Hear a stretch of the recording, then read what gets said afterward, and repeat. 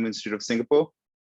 And it's a pleasure to introduce the second speaker in the GIS speaker series, Dr. Adam Phillippy from the National Human Genome Research Institute. Dr. Phillippy is a senior investigator and head of the Genome Informatics section at NHGRI. For those of you who are doing genomics and genome assembly, Dr. Phillippy needs no introduction, but I'll attempt to do so for the rest of the world. Dr. Phillippy is a computational biologist whose work over the last 2 decades has focused on some of the hardest problems in genomics, from piecing together complex genomes through genome assembly to matching massive genomic datasets for comparative genomics. His work has led to key big breakthroughs in areas like hybrid assembly, genome sketching, probabilistic overlaps, and trio binning. And many of the most popular computational tools in biology have been developed in his lab, including Canoe, MASH, Krona, and Harvest. I would say that his lab almost has the Midas touch in terms of assembly and other algorithms, churning out genomic tools and become a de facto standard in the field within a few years of being published. So it's no surprise that Dr. Phillippy and collaborators are tackling some of the grandest applied challenges in genomics as well, from the Vertebrate Genomics project, a massive endeavor to assemble and analyze genomes for all known vertebrate species, with a very nice set of papers that was recently published in Nature, to the Telomere-to-Telomere Consortium, which is finally trying to analyze the most difficult parts of the human genome and complete it. Of course, both of these areas are of interest to the scientific community here in Singapore, from being able to study the vast biodiversity that we have in Southeast Asia, to having better references for Asian populations. So we are eagerly looking forward to your talk. Thank you for taking the time so late in the night, Dr. Phillippy. Over to you. Yeah, thank you, Naranjan. I think it's only fair that I had you speak at a meeting at 11 p.m. your time a few months back. So we're returning the favor. It's 10 p.m. here in Maryland in the United States.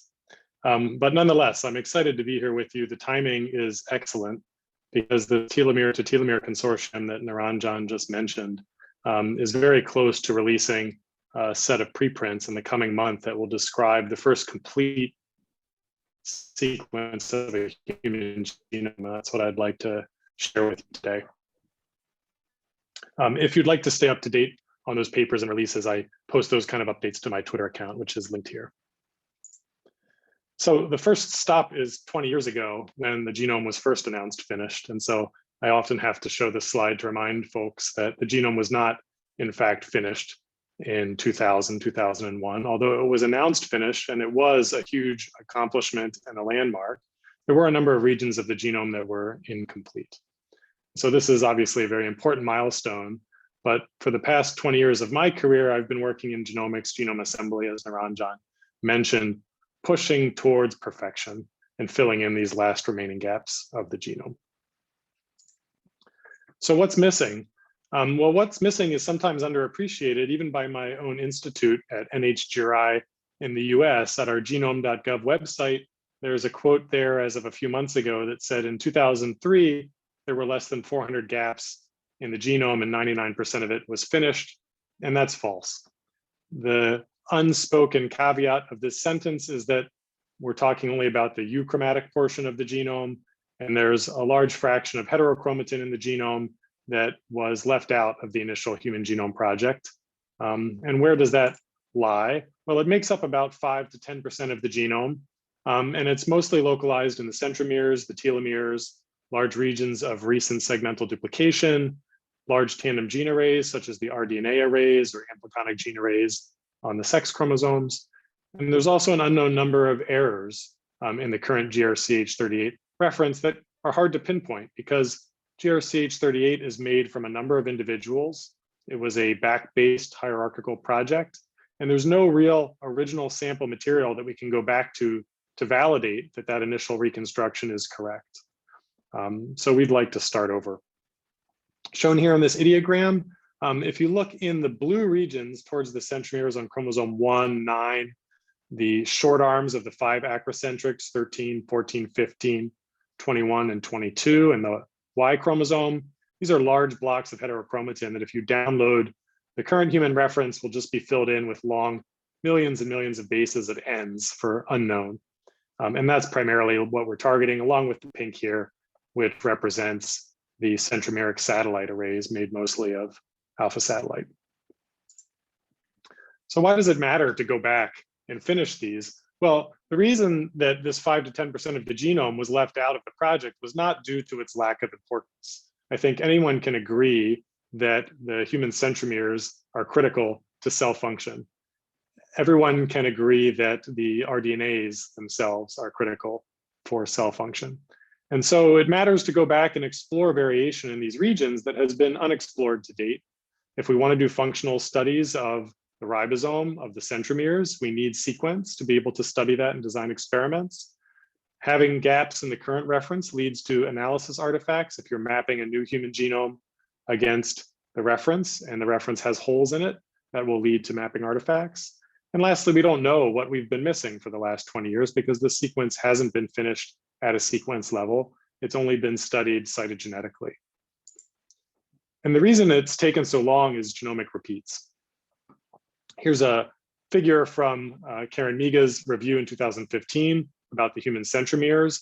And each of these little tiny arrows here is meant to represent a centromeric repeat, which can be 1,000 bases in length, repeated hundreds of times, resulting in centromeric satellite arrays that can span from 1 to 5 megabases. Typically, and in a diploid human, the two haplotypes, the maternal and the paternal haplotype, can have highly variable sizes of those centromeric arrays. So in this example, it's showing a 1 megabase pair maternal haplotype and a 3.5 megabase pair paternal haplotype. And because these repeats are highly identical and repeated in these large tandem arrays, we can't get a DNA sequencing read that goes across it in its full length. And so that makes it basically unassemblable to prior methods that were too short to capture some of the subtle variations that lie within these arrays. And so the fundamental challenge, Niranjan knows this lesson well, is that repeats are the impediment to all genome assembly. And we've known this for a long time, for 40 years, if you count exactly, dating back to this paper in 1979 from Roger Staden, who was the developer of the first computational genome assembler, which was designed to piece back together the phage genomes that the early Sanger sequencing methods were developing. And there's a great abstract to this paper, if you look it up, that reads, with modern fast sequencing techniques and suitable computer programs, it is now possible to sequence whole genomes without the need of restriction maps. That's true today. At the time, this was talking about Sanger sequencing, Maxim Gilbert sequencing, and the citation here, and phage and viral genomes, which are many orders of magnitude smaller than the human genome. But they have small repeats in them as well. And so you needed the overlap of your two gel readings to be sufficiently long to distinguish them from being a repeat. And if so, if that overlap between the two gel reads was unique, you could stitch them together and get a longer read. And so this is the basis of genome assembly. We look for two sequence reads, we look for a unique overlap, and then we stitch the genome out like we're putting together a one-dimensional puzzle. So this was 4 decades ago. We've entered a new era of sequencing. We've been through a few eras now, from Sanger sequencing to Illumina-based sequencing to 454 sequencing to now what we call the long read sequencing era.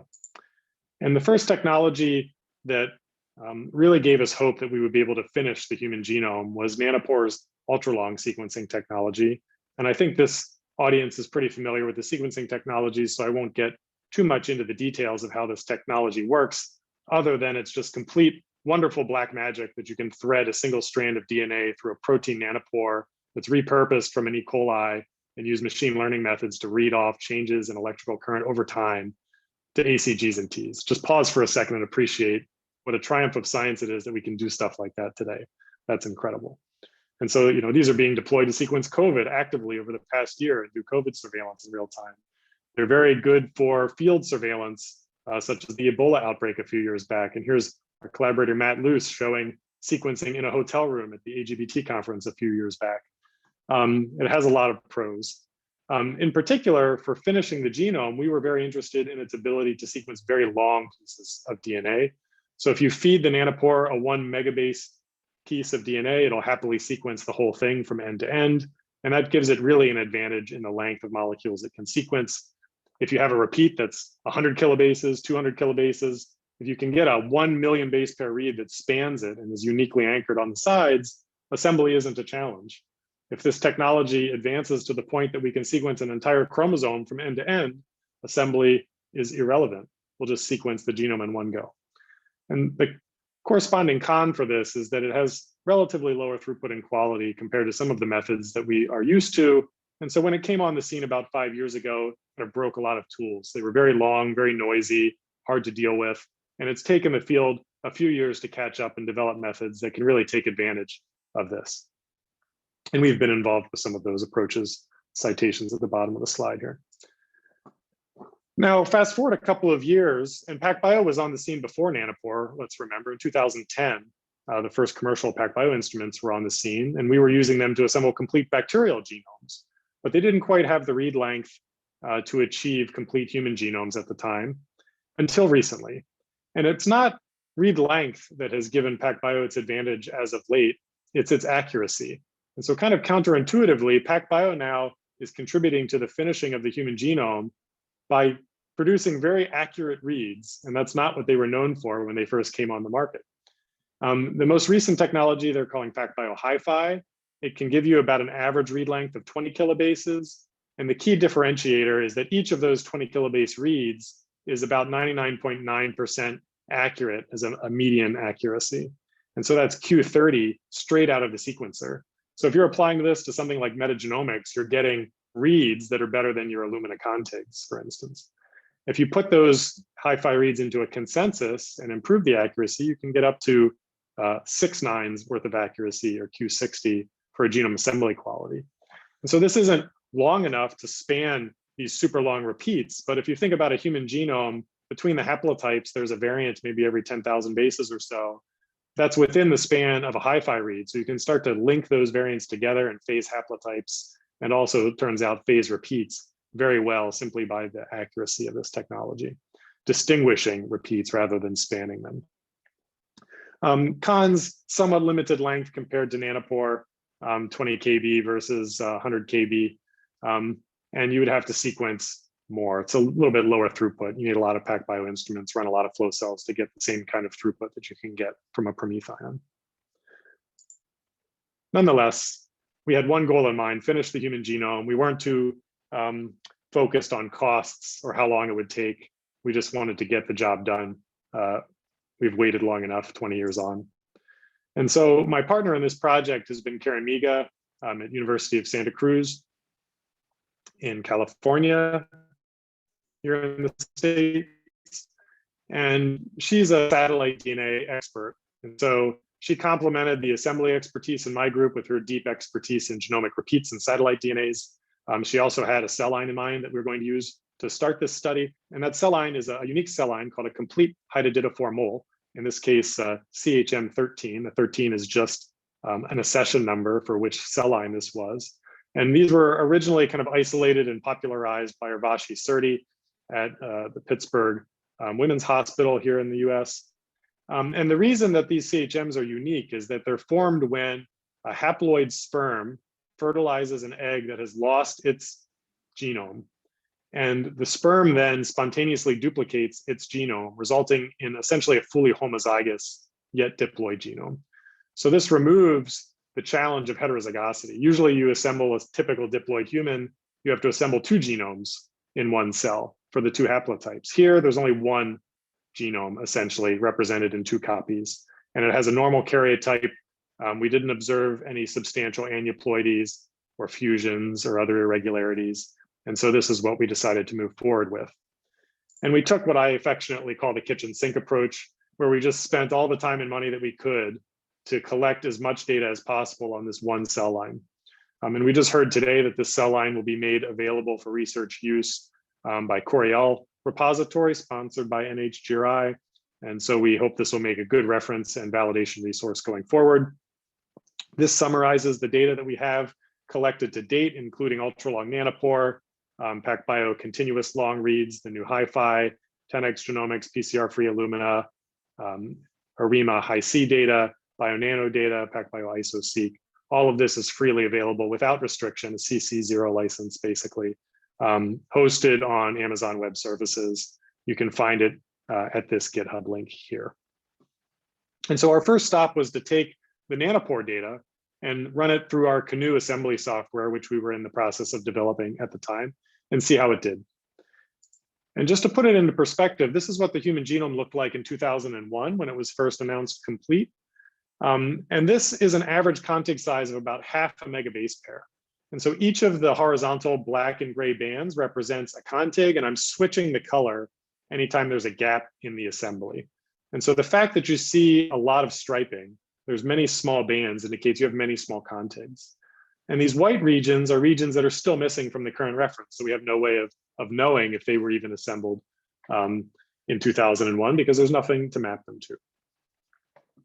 This was obviously a $3 billion multi-year effort announced at the White House. It took an international consortium. This, I believe, is showing the Sanger Institute's sequencing facility at the time, and was done all on the backs of Sanger-based sequencing. $3 billion, 15 years, fast forward to 20 years of technology development. And this is what a single assembly made by Sergey Korin in my lab and basically sequenced by Shalise Brooks at the NHGRI sequencing core on a gridiron was able to produce in 2019. So this is all of our ultra long data run through GNU and the assembly as it is straight out of the assembler. And you can see now that we have some contigs like chromosome X here that come out of the assembler in a single piece. Other chromosomes are in 1, 2, 3 pieces.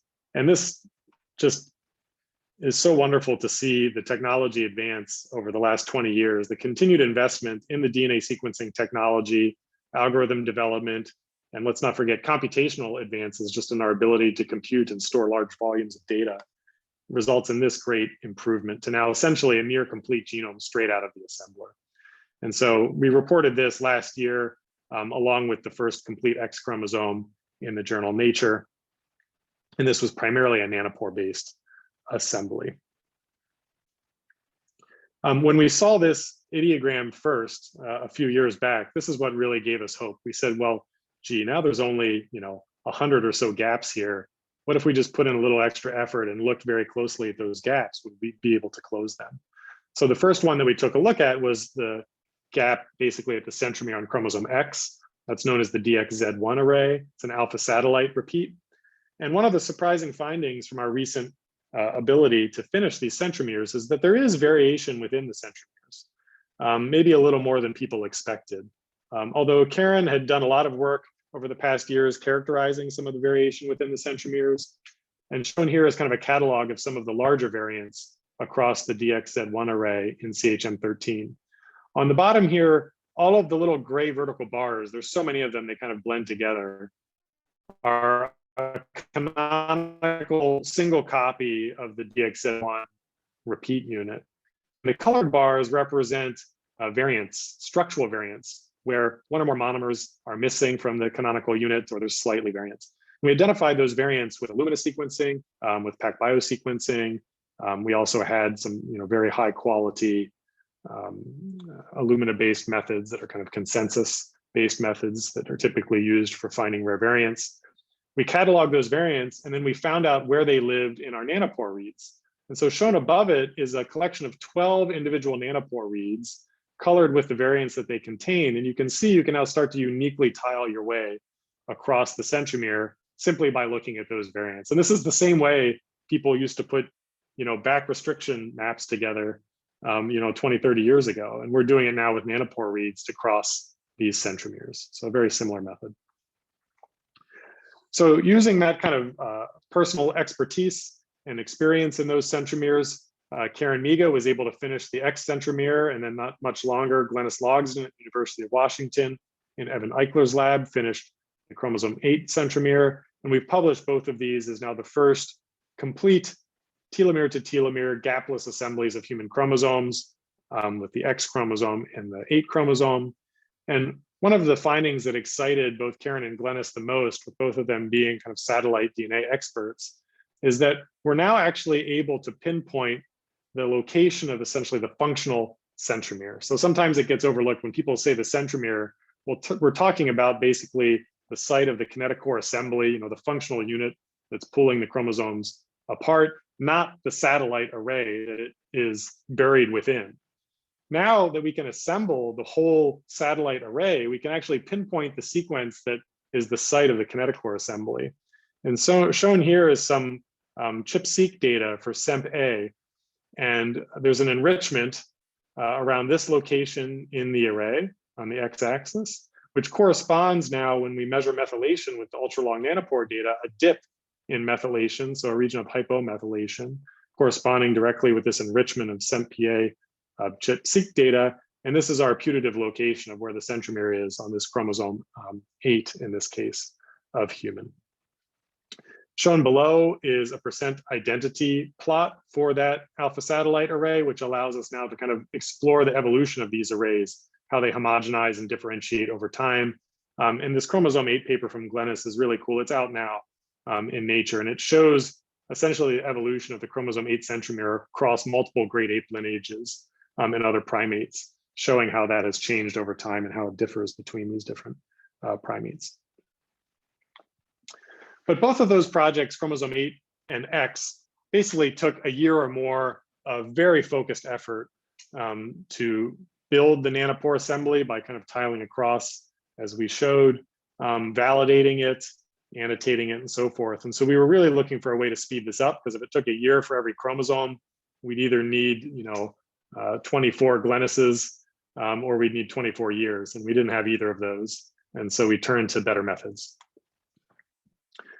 And so the rest of this talk is really built on the work of a postdoc in my lab, Sergey Nurk, who many of you might be familiar with. Sergey's previous work in his PhD is one of the primary developer of the spades and metaspades assemblers. And he's just a brilliant mind when it comes to genome assembly methods. And so when he joined the lab, we put him on this problem of long read assembly after he had worked on short read assembly for many years. And he really dug into the HiFi data with a vengeance, and led to the development of our HiCanoe assembler, which is out now. And we took some of the lessons learned from HiCanoe and applied it to the HiFi data that we had for CHM13. And the idea was really to take a graph-first approach. So rather than take the nanopore reads that we then had to polish at the end of the process, we were going to start with the very high-quality HiFi reads and build an accurate and conservative graph that represented the regions of the genome that are very clearly and unambiguously assembled. And we did a few steps to make that work. The first is homopolymer compression, which HiCanoe uses, HiFi ASM uses, and even the old Celera assembler used for 454 data. And this is simply noting that PacBio HiFi, Nanopore, 454 reads tend to miscall homopolymers. So if you have 4 A's, it might call it 5 A's, 3 A's. There's a definite error bias in the homopolymers.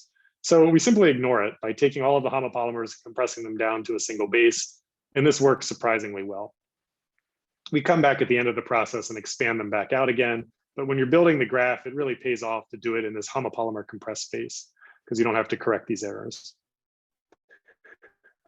We then do some additional read cleaning and correction using statistical techniques, looking at pileups of reads that are overlapping to identify single base errors in some of those reads and correcting them. And then we build a G. Myers style string graph from the long perfect overlaps that are result. And this is kind of the key word here, that past string graphs have been a little fuzzy or noisy, that you allow some amount of error between the reads because the sequencing reads themselves contain error. The HiFi reads are so good that after homopolymer compression and a brief cleaning, you can make a string graph with perfect overlaps, and it works remarkably well. Once you have that string graph, you can go through it and look for walks through the graph, which define the genome. I'll talk about that in a second. And then at the end, we come back using only the HiFi data to call the final consensus sequence, which removes the need for any kind of post-polishing routines, and then decompressing those homopolymers. So about a year ago to this day, Sergey was showing me his first HiFi string graphs for CHM13. And this is what it looked like out of the bandage visualization tool from Ryan Wick. And each of the little colored noodles here is an individual, let's call them unitigs in the string graph. And they're connected by edges anywhere that there's an ambiguity. And so you'll see kind of tangles like these little, I'll zoom in later to show you up close, but these little balls here represent tangles where there's a lot of unitigs kind of closely connected, and it's not clear at all how to walk through that graph to spell the genome. But if you were able, you could start at one telomere, walk through this graph, visiting every node essentially once, and end up at the other end, and you will have spelled, say, the sequence of chromosome 1. So there's a few things of this graph that initially stuck out to us. And it's that most of the chromosomes are an individual component. And that was surprising to us because we know that some of the alpha satellite arrays, some of the human satellite arrays are similar between different chromosomes, but we didn't really know how similar. Well, they're not similar enough to cause a problem when you're doing these HiFi graphs. They actually separate out into nice individual components. That means they've been separated on those chromosomes long enough in evolutionary time to build up enough mutations that you can distinguish them from one another. And then second, most of the structure of this graph is linear. There's not a whole lot of nasty tangles. And so we thought maybe we can lay this out. And I'll kind of jump to the punchline here that if you color those by the chromosomes that they originate from, you get these nice kind of linear reconstructions for chromosome 1, 2, 3, 4, and so on. I've highlighted in gray here the location of the centromeric satellite arrays, and you can see the vast majority of the tangly parts of the genome localized to those satellite DNA arrays. And I've also, in these tiny arrows here, marked breaks in the chromosome where the string graph is not continuous. And that's due actually to coverage dropouts in the HiFi data, which currently has a bit of a bias in GA-rich sequences, resulting in not enough reads to connect edges at that location. Nonetheless, this looks great. So if I zoom in on a couple of those tangles, kind of fall out into two categories. There's the simple tangles, where if you imagine kind of a Hamiltonian walk through this graph where I have a condition that I want to visit each of these nodes exactly once. This first tangle, there's only one path that you can walk to resolve it. So we would have taken that path in that case. There's some cases where you can't visit every node once, as shown here. This is a simple bubble caused by a heterozygous variant in the diploid genome. And so in these cases, when it's identifiable, you'll have half the expected coverage on each side of this bubble. You just take one and you remember the heterozygous variant and catalog it for later. These are the simple paths. A lot of these we could just look at and resolve by hand. There were some nastier ones as shown here. And in these cases, we relied on a tool called GraphAligner from Mikko Rautiainen, another postdoc in the lab, which is able to take this HiFi string graph and then align an ultra-long nanopore read through that structure as shown here in red. And if you can read the little node labels on here, that shows you the order that you need to traverse this tangle to reconstruct the sequence. So you visit 1, 2, 3, 4, and so on, coming out the other end, and that resolves this tangle. The assembly methods themselves then take this sequence of nodes and paste them together in the correct order, and you end up with a continuous piece of correctly assembled DNA as a result of resolving these graph tangles. So some of the chromosomes were better than others. This is a quick example of chromosome 10, 20, and 8, which you could largely resolve by just looking manually at these graphs and bandage and picking the right reconstructions based on this kind of Hamiltonian-like reasoning. And also Sergey Nurk developed a coverage estimation tool. It was kind of hard to do in a string graph, but he developed a new method that gives pretty good coverage estimates for each of the nodes in the string graph, which would allow us, in some cases you have a loop, how many times do I need to go around that loop, estimated either directly from the coverage or using the nanopore reads that go through it.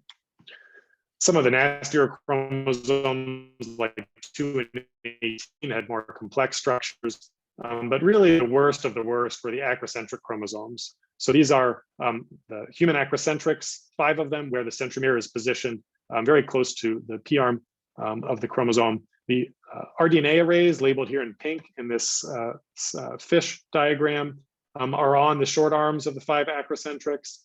And there's also a lot of, it seems, recent recombination in this region. And so these globules here, these very nasty tangles, those are the rDNA units themselves, of which there's about 400 copies in this diploid genome. And there's also what appears to be very recently recombined regions. This is the only region in the genome where we had different chromosomes brought together in the string graph, because there's essentially 10 kb identical repeats between these chromosomes, likely the result of recent recombination events. For those that know about the acrocentrics, they are known to co-localize and are involved in nucleolus formation. And so there's a strong reason to believe that they have a higher chance of recombining the other chromosomes just because they're always spatially co-located in the nucleolus. And so we solved these really in the same way that we solved the simpler arrays, that we did have enough ultra-long reads thanks to Shalisa's work, where she ran that GridION basically nonstop for 6 months a few years ago to collect a huge resource of these ultra-long reads. We could align them with GraphAligner to this graph, which in this case, I'm highlighting the path for chromosome 21 that starts at the telomere of 21, goes through this central tangle, and then out the other end. I'm not going to talk about how we assembled these rDNA arrays tonight. That's a whole nother story. But suffice to say, we were able to untangle this mess and end up in this case with these 4 acrocentrics correctly resolved. The biggest question in my mind was, did we assign the right telomere to the right centromere? Essentially, we didn't go into this tangle and come out on a different street. And we confirmed that with the Hi-C data that we had available, which showed a higher interaction between, say, this contig and this contig than any of the others. So we had the initial string graphs in hand about a year ago. It took us a whole summer to logic our way through those graphs and come up with our candidate walks through the initial HiFi string graph. Took another 3 months to do validation, variant calling, cataloging all the heterozygous variants. Took maybe another 6 months to actually assemble the rDNA arrays, which were the biggest challenge. And we were able to build a consortium of now probably over 100 people that were all hands on deck, chipping into this effort on this one genome and this one data set. And here it is. I'm happy to say we succeeded. We just submitted the version 1.1 assembly today to GenBank. We had some prior versions in there as well, but as of today, GenBank has in hand the first gapless reconstruction of a human chromosome. Note, however, that CHM13 is a female line, so we don't have a Y chromosome yet, but we're actively working on that for another cell line. And I'm just showing you the basic stats here of CHM13 v 1.1 compared to GRCH38. And the biggest take home is that there's between 100 to 200 megabases of completely new sequence that we've never seen before in this assembly compared to the current human reference. And so this is a not insignificant portion of the genome that we've finished here. And it is actually the largest addition of new bases to any human reference update in the past 20 years, amounting to about 3% of the genome length. The complete genome size, haploid size of CHM13 is 3.055 gigabases.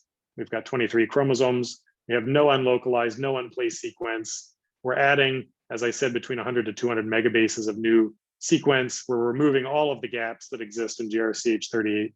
And maybe most importantly, we can actually validate that we've done it correctly because we have the cell line, we can generate orthogonal data, we can map it back and run statistical analyses to measure the quality, which is something we can't do with GRCH38 outside of population-based analyses. But you always have the issue if you find a rare allele in GRCH38, you can't really know if it's a rare allele in the population that you haven't seen anywhere else or if it's an error. With CHM13, we can measure that more accurately. And our current estimate is Q70, so 7 nines worth of accuracy and no known structural variants. We do have a number of heterozygous structural variants and point variants, but we've cataloged those and we'll make them available. One of the easiest ways to kind of show the quality of the assembly is to map all of the reads back to it and show that they map uniformly across all regions of the genome. We have that here for both the HiFi data in kind of the pinkish plot here and the ONT data in the teal. But you will notice a couple of anomalies.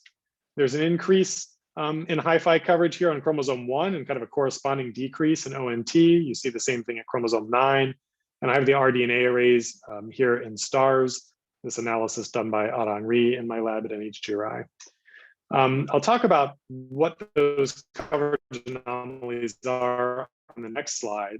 But on the bottom here, I just want to show a comparison of the known issues. These are known gaps and errors in HG38, GRCH38, compared to the known issues that we've annotated in CHM13. And you can see that's a tremendous improvement, not just in the continuity, but the quality of the assembly.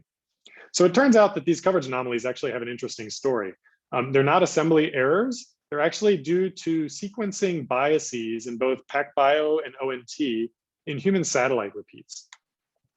And so for reasons that we're not entirely sure of yet, PacBio in some cases finds it much easier to sequence human satellite 2 and 3 than Nanopore. And in fact, the coverage is elevated in those regions because you get a lot more HiFi reads in those regions than you should.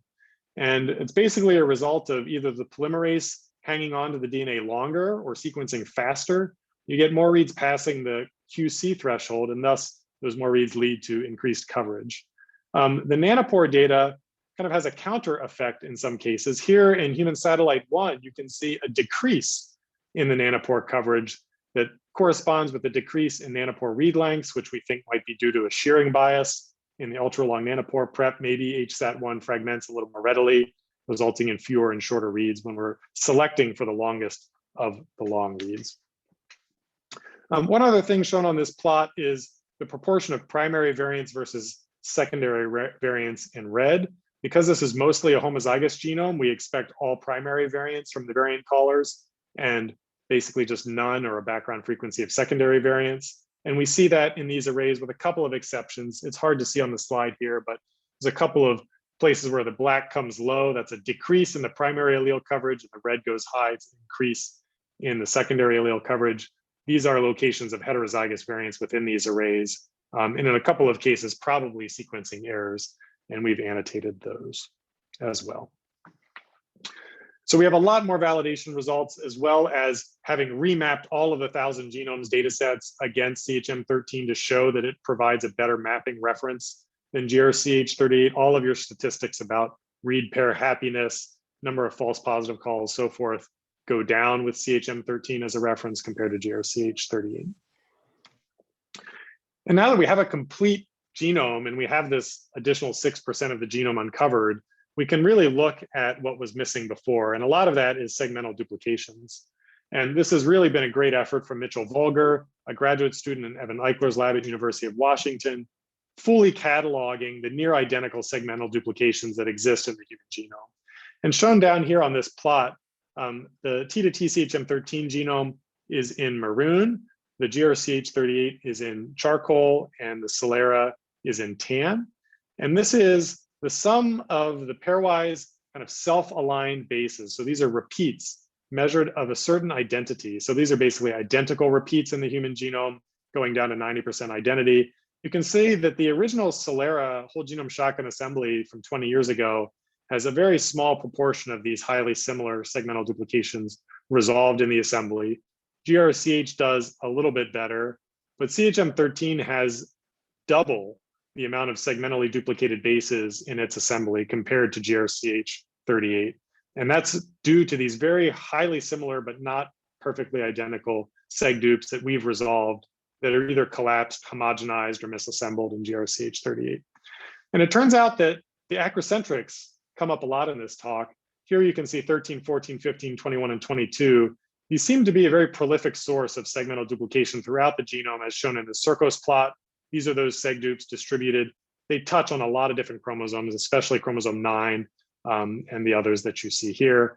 And those segmental duplications arise from the acrocentrics, or they're exchanged from the acrocentrics in a very dynamic way. And Mitchell has a paper coming out on this that'll be up as a preprint in the coming month that really fully catalogs this, as well as the copy number variation of these segmental duplications as measured in the Simons Diversity Project. So not just in CHM13, but the dynamics of these seg dupes across a diverse set of human references. So this Circos plot is showing the association of these seg dupes between chromosomes. This plot on the left is showing the seg dupe landscape within chromosomes, so how those repeats are structured. And you can see that they tend to congregate around the centromeres or on the P arms of the acrocentrics. Another cool thing that we can do with a complete genome is look at the methylation patterns and status across these repeats, like the centromeres. Here I'm showing the DXZ4 array on the human X chromosome. This isn't actually a centromere array. This is an array that has something to do with X inactivation. And Ariel Gershman and Winston Tim's lab at Johns Hopkins has been doing this analysis by mapping ultra-long nanopore data to the assembly and then calling methylation status from the nanopore reads themselves. The really cool thing about this one particular analysis that I like is you can actually see visually the difference between the active and inactive X in CHM13. Remember that it has an XX karyotype, so one of those is necessarily inactive. If you measure across the DXZ4 array and then look at the individual reads, here I believe red is methylated and blue is hypomethylated. You can see that the active DXZ4 array is mostly uniformly methylated, whereas the inactive array has periodic bands of hypomethylation. And you can phase the nanopore reads basically as active or inactive chromosome based on their methylation status, which is really cool. And then we've also measured that in HG002, which is a male cell line, which only has one copy of the X. And you can see in that case, all of the reads are fully methylated because there's only one copy of the X. So we don't have an inactive signal. And you can see a clear difference in those patterns, CHM13 versus HG002. And then lastly, if we look at the uncovered structure in the acrocentric P arms, remember this is what the karyotype looks like here. And what I'm showing you is the basic structure of the very little bit of the end. So not the rDNA in the pink or any of this blue in the bottom, but the very little bit of blue that sticks out after the rDNA arrays themselves. This ranges from about 2 megabases to 5 megabases, depending on which chromosome we're looking at in CHM13. And I've shown here in colors the different satellite and segdup elements that live on these little telomeric ends, as well as the GC% and the methylation status. And I've summarized here in kind of a cartoon. It's a little hard without looking at this diagram for a while, but in fact, all 5 of these share a conserved structure of satellites that go acrocentric composite repeat, this novel satellite that we discovered for the first time in the human genome, a segdup, human satellite 3, beta satellite, human satellite 3, human satellite 1, et cetera, et cetera. And it has kind of a symmetric inverted structure around it. If you look from right to left, starting at the acro, you see kind of the same order of satellites as starting from left and going towards the middle. So it has an inverted symmetric structure to it. But the satellites vary widely in size. You can see that the HSAT1 array in 13 is almost 4 megabases in length, whereas it's hardly even visible on 14. And so these human satellite arrays are expanding and contracting in sizes, which was known from previous cytogenetic studies, but we can actually resolve it now at the sequence level and see the order and orientation of these arrays for the first time. We can also dig into those arrays and look at the conservation and kind of the homogenization of those arrays. So this is a self-similarity dot plot where dark reds mean highly self-similar. So the acro composite arrays are almost 100% similar in this plot, whereas the beta satellite array, particularly the composite elements of the beta satellite, have a lighter color, which are down in the 80s and so forth. And so really nice to look now at the evolutionary dynamics of these satellite arrays over time. And shown here in these little green dots are our initial annotation of these sequences. And so these are putative novel gene copies. There's no novel genes on the acrocentric. Basically, there's no sequence on the P arms of the acros that doesn't exist somewhere else in the genome at 80% or more identity, but they have subtle variations, and there is active transcription, in particular in the distal junction region immediately prior to the rDNAs. And we have the iso-seq data and a bunch of other analyses to show that. So all of this data and the assembly is up and freely available. We've been working feverishly on writing this up and hope to have the first set of preprints out in the coming month. But in the meantime, if you want to use this assembly, it's available. This is the link to my lab GitHub page, which has an announcement about how the assembly was built. Look for more detail, though, coming this month in the preprint. We're making all of this available as a UCSC browser, which will have the annotation, the genome, all of these satellite tracks annotated, methylation status, ProSeq data, RNA-seq data, ChIP-seq data, and so forth. And with all of that, we're combining it to discover new biology in the satellites, the segmental duplications, novel variants we're discovering, transposable elements in the epigenetics. And I list each of these because there's a separate companion paper being written by each of our groups diving into these particular aspects of this new assembly. And so we're really inspired now with the advances of sequencing to T all the things. I'm involved with an NHGRI funded effort called Human Genome Reference Consortium, which is just now kicking off and sequencing hundreds of human genomes, initially from the 1,000 genomes collection, but then expanding into more recently collected samples using HiFi, Nanopore, Hi-C as kind of the primary combo of technologies. And we'd like to combine that into a reference pangenome structure now that extends beyond just the single CHM13 genome, but it does a better job of capturing global population diversity. As an aside, CHM13 is primarily of European ancestry. And non-human, I'd like to kick off model T2T efforts for the model species that are so important to genomics research today. Zebrafish is an actively started project with my collaborator and zebrafish expert, Sean Burgess, here at NHGRI. Drosophila would be a pretty easy get. Mouse, I think, would be pretty hard due to its high satellite content, but at some point we'll dive into these genomes. And with Katerina Makova and Evan Eichler, we're looking at non-human primates as well. And Niranjan mentioned the Vertebrate Genomes project, which was just published as a collection of papers in Nature last week with this great view of Anna's hummingbird on here. We've now sequenced over 100 high quality vertebrate reference genomes from all orders of the vertebrate taxonomy. Those are available at this link here. And the initial goal is to get up to 250, which would be a representative reference genome for every vertebrate order. And we're more than halfway there. Well, a little under halfway there currently, and actively working on this project, which is being led by Eric Jarvis at Rockefeller University. The goal of this project is very ambitious, to get down to sequencing the genomes of every species. I don't think that'll be a centrally achieved effort. I think my goal is to develop these technologies and release them out into the community so individual labs can generate perfect genomes for low cost on a routine basis, and that's how we'll get to this ultimate goal. So to wrap up with summary thoughts, I can confidently say now we have actually completed the human genome, and we'll have a preprint up for this in the month of May. This is the most bases ever added to an incremental update to the human reference. So this is showing total non-gap bases in the human reference dating back to the first UC-SC release in September of 2000. There was an initial spurt of activity as they finished the remaining euchromatic gaps, but then things leveled off through the 2000s and 2010, where there wasn't much activity because of the short read Illumina 454 error. This is us here in the top right, adding 100 to 200 megabases of new sequence compared to GRCH38.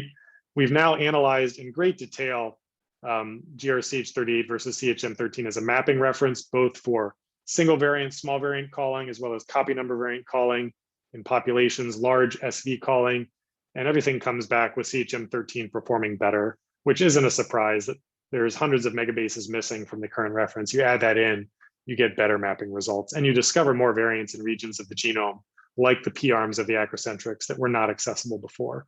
And so there might be hidden associations in there that we have not found yet. One of the big takeaways was that there was more variance within the repeats than I expected to find, particularly the centromeres. There is a background level of variation that makes them assemblable, and we're discovering new genes and new repeat structures like I showed you for the P-arm of the acrocentrics. The other big takeaway is that PacBio HiFi is a really great and powerful technology. It's accurate, but you can get these highly continuous assembly graphs. Our current strategy is to build HiFi graphs and then layer Nanopore and Hi-C data on top of it to resolve any gaps, tangles, or phasing issues that were not resolved by HiFi alone. And we're moving now into the biology of the whole genome, diploid assemblies for heterozygous genomes, non-complete hydatidiform moles, pangenome of human, and even metagenomes, I think, stand to benefit greatly from HiFi sequencing. So with that, I'll wrap up and be happy to have a discussion with you all.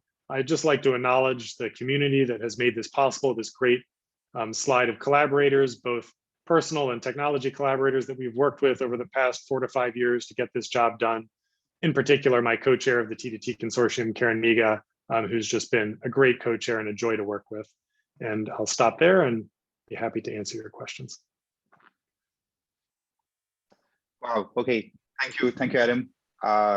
That shows me a new standard in assembly talks and how beautiful it can be, especially with these bandage graphs.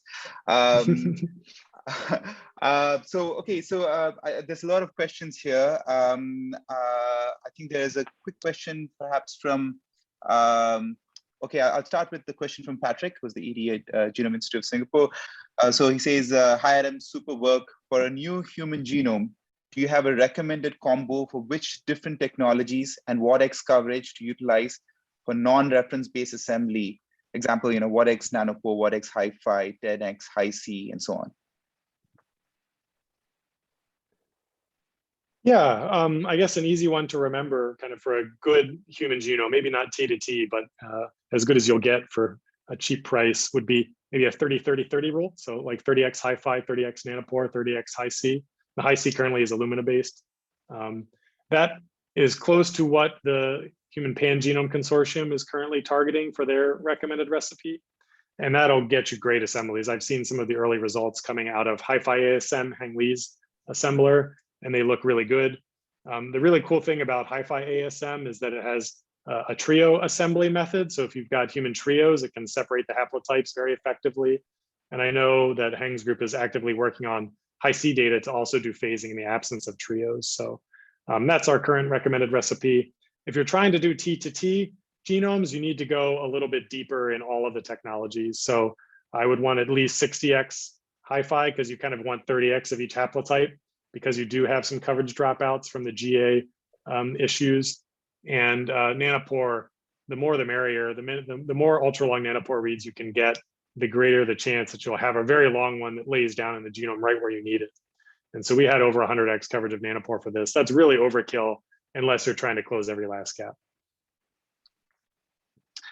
And so, right, yeah, I see in the comments, yeah, there's definitely diminishing returns. So I think 30, 30, 30, I'll get you most of the way there. We have a whole bunch of questions in the Q&A, so I'll try to get through a few of those.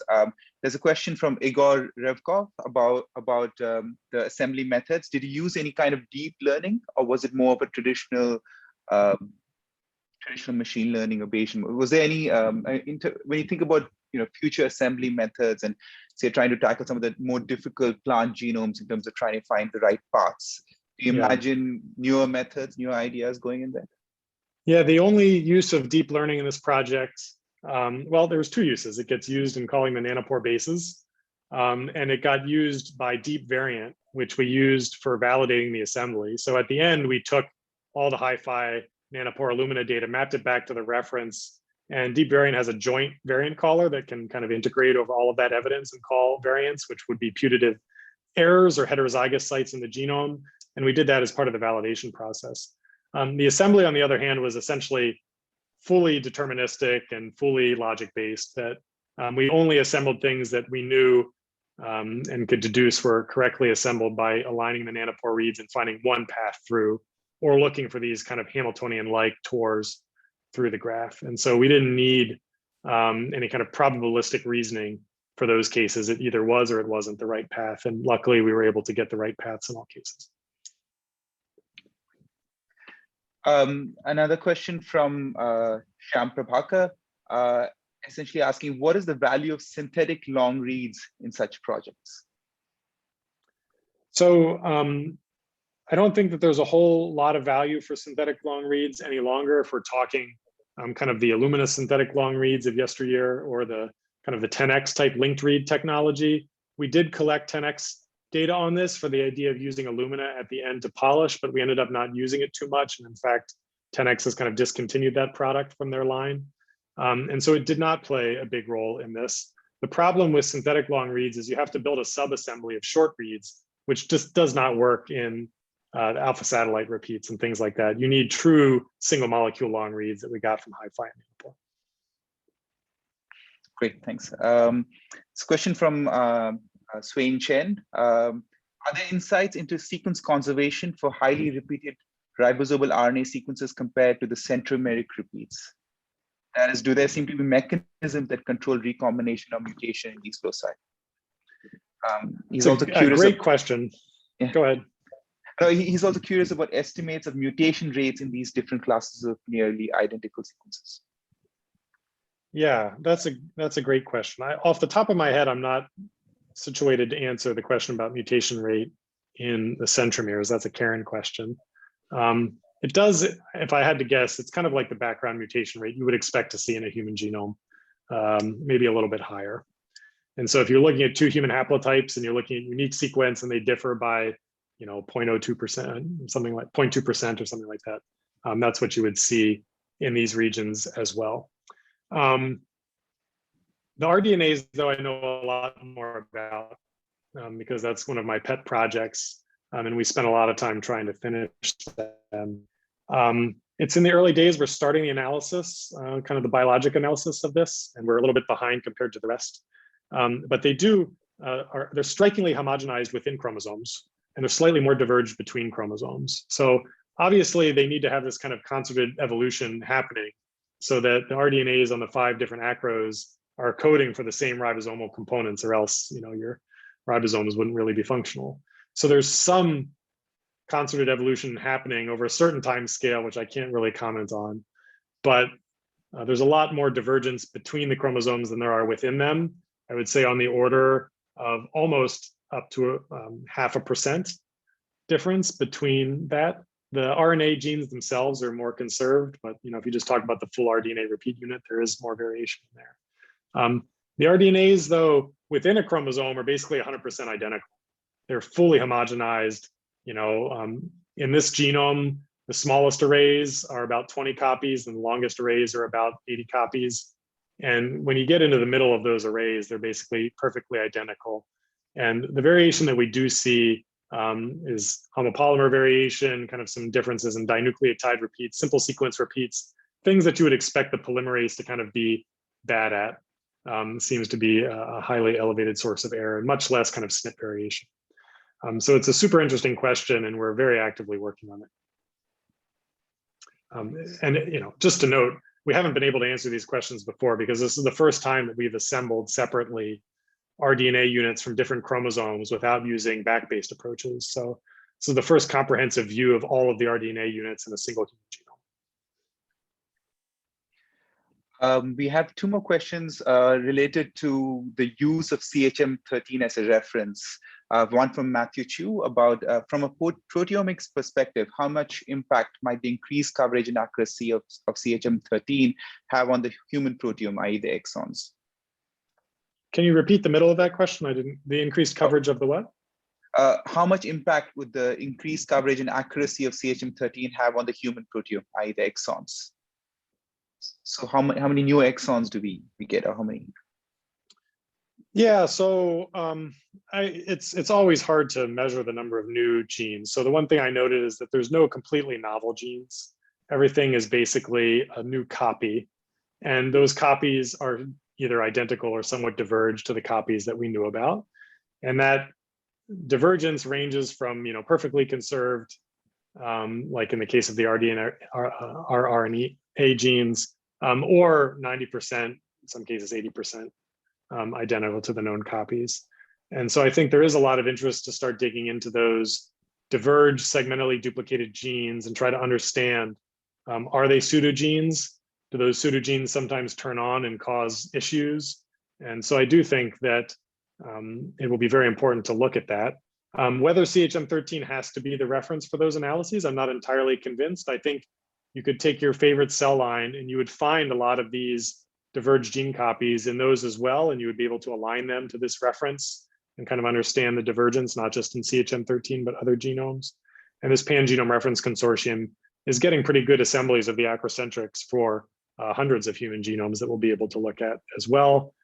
So I don't think CHM13 is the key there, but definitely I think we're opening up a new era to look at these segmentally duplicated genes and understand their function and association with disease.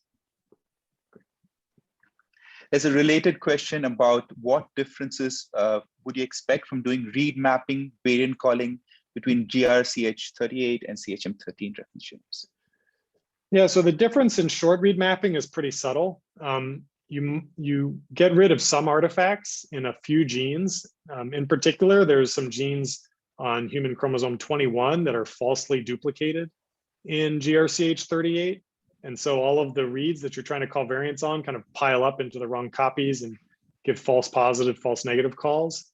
A few genes like that are much improved in short read mapping in CHM13. And there's a paper being led by Justin Zook and Mike Schatz that are going to look into the effect of short read variant calling between those two references. But it's, it affects a handful of genes. Most of the stuff that you're probing with short reads are the unique regions that can be mappable, and both of them are assembled pretty well. The biggest difference is if you do long read resequencing, and if you have a new genome that you sequence with HiFi or Nanopore, the whole genome is basically mappable, save a couple of the big HSAT arrays with long reads.